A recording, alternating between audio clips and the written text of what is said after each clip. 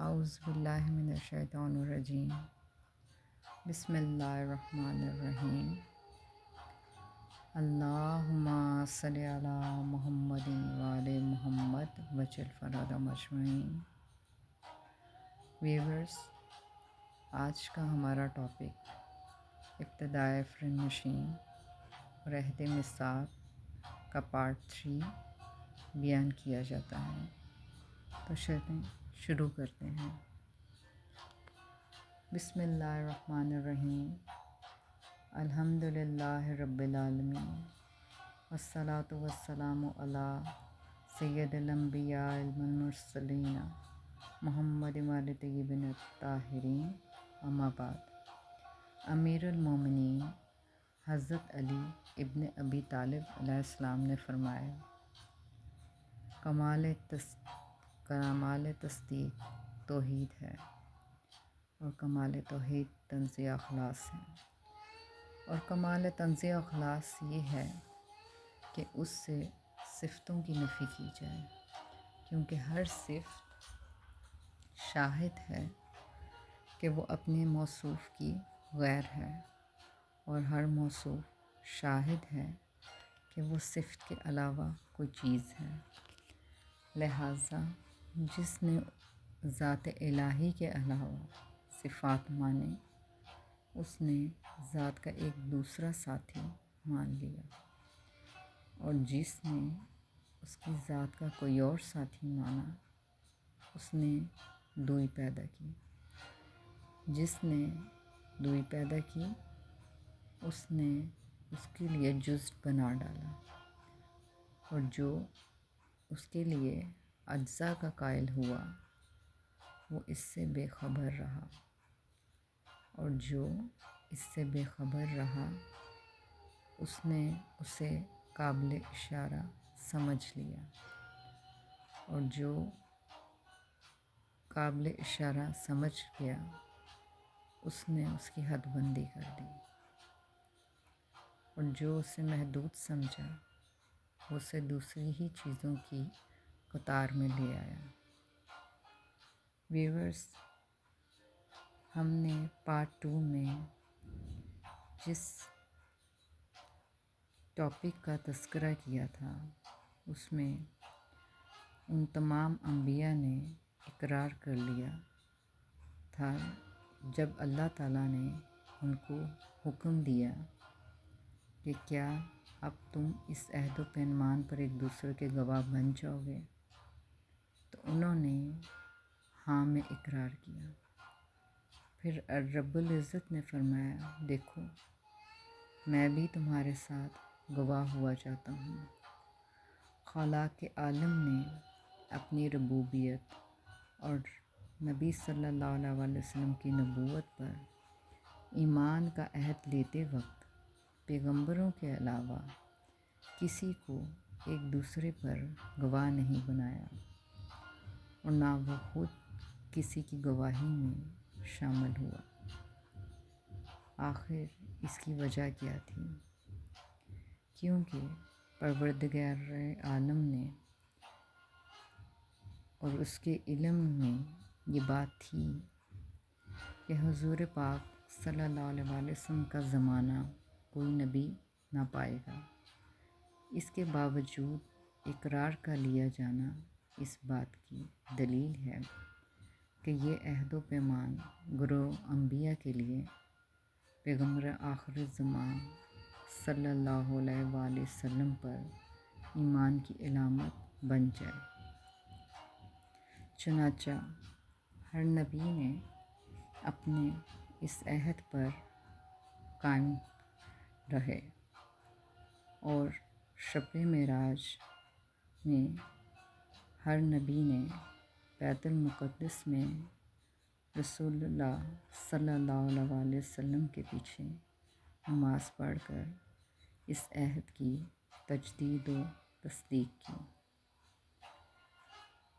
ارشاد پیغمبر صلی اللہ علیہ وآلہ وسلم ہے کہ اللہ نے مجھ سے فرمایا کہ اے محمد صلی اللہ علیہ وآلہ وسلم، میں نے انبیاء سے اپنی ربوبیت، تیری نبوت اور علی کی ولایت کا اقرار لیا ہے۔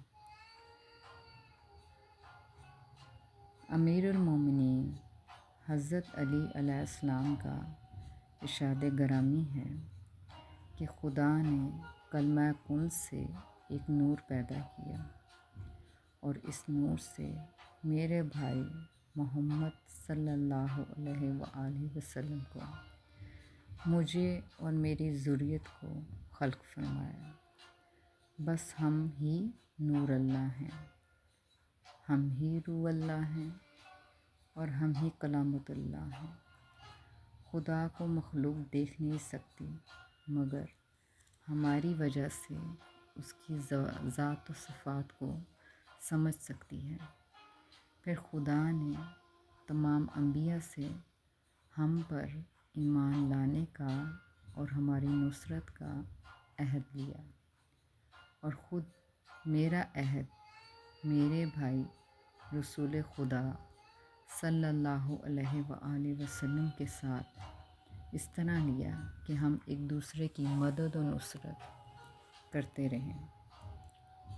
چنانچہ میں نے حضرت صلی اللہ علیہ وآلہ وسلم کی مدد و نصرت میں کوئی کوتاہی نہیں کی، قدم قدم پر ان کے ساتھ رہا، ان کے دشمنوں سے جہاد کیا اور انہیں قتل کیا۔ روایت ہے کہ اللہ تعالیٰ نے اپنے ملائکہ اور فرشتوں کو علی ابن ابی طالب علیہ السلام کے نور سے خلق فرمایا ہے۔